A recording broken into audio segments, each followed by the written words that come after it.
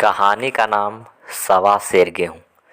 किसी गरीब गांव में शंकर नाम का एक कुर्मी किसान रहता था। सीधा साधा गरीब आदमी था। अपने काम से काम, न किसी के लेन देन में पंजा न जानता था। छल प्रपंच की उसे छूत भी न थी। ठगे जाने की चिंता न थी। ठग विद्या न जानता था। भोजन मिला खा लिया, न मिला चबेने पर दिन काट ली। चबेना भी न मिला तो पानी पी लिया और राम नाम का जाप करते हुए सो गया।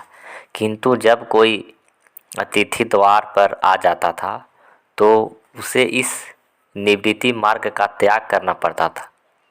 विशेषकर जब साधु महात्मा महादर्पण करते थे तो अनिवार्य संसारिक की शरण लेनी पड़ती थी। खुद भूखा सो सकता था, पर साधु को कैसे भूखा।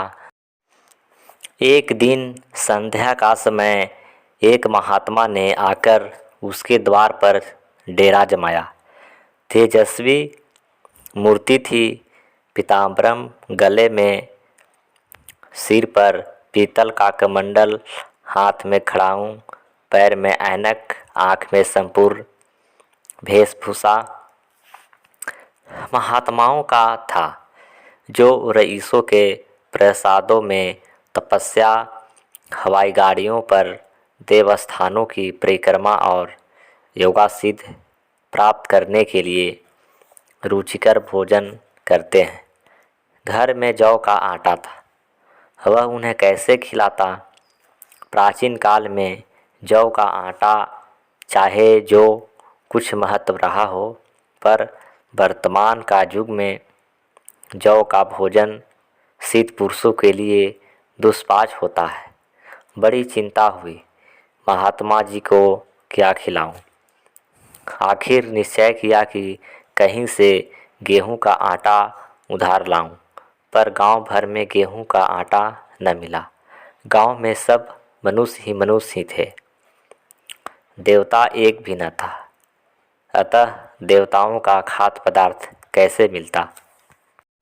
सौभाग्य से गांव के विप्र महाराज के यहाँ से थोड़े से मिल गए। उनमें सवा सेर गेहूँ उधार लिया और स्त्री से कहा पीस दे। महाराज ने भोजन किया और लंबी तान कर सो गए। प्रातःकाल आशीर्वाद देकर अपनी राह ली। विप्र महाराज साल में 2 बार खलिहानी लिया करते थे। शंकर ने दिल में कहा, सवा सेर गेहूँ इन्हें कैसे लौटाऊं। पसेरी के बदले कुछ ज़्यादा खलिहानी दे दूंगा। यह भी समझ जाएंगे, मैं भी समझ जाऊंगा।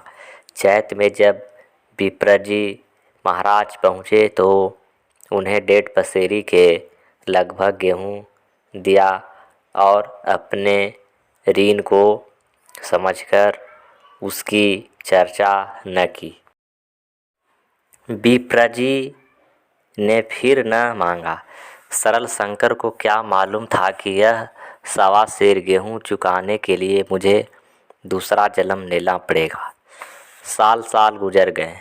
विप्र जी महाराज शंकर किसान से उसका छोटा भाई मंगल उससे अलग हो गया था। एक साथ रहकर दोनों किसान थे, अलग होकर मजूर हो गए थे। शंकर ने चाहा कि द्वेष की आग भड़काने न पाए, किंतु परिस्थितियों ने उसे विवश कर दिया। जिस दिन अलग अलग चूल्हे जले वह फूट फूट कर रोया, आज से भाई भाई शत्रु हो जाएगा।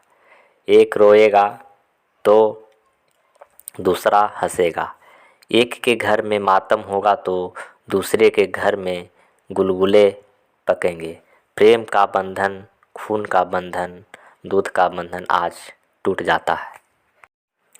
उसने भागीरथ परिश्रम से कुल मर्यादा का वृक्ष लग गया था।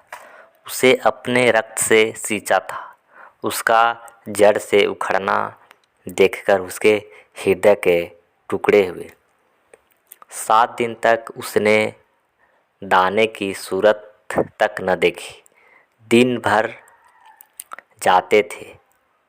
7 जेठ की धूप में काम करता और रात को मुंह लपेटकर सो रहता।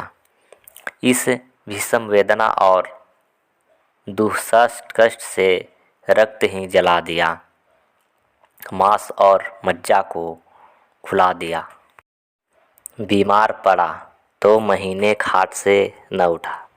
अब गुजर बसर कैसे हो। 5 बीघे के आधे खेत रह गए, एक बैल रह गया। खेती क्या खाक होती। अंत को यहाँ तक नौबत पहुँची कि खेती केवल मर्यादा रक्षा का साधन मात्र रह गई।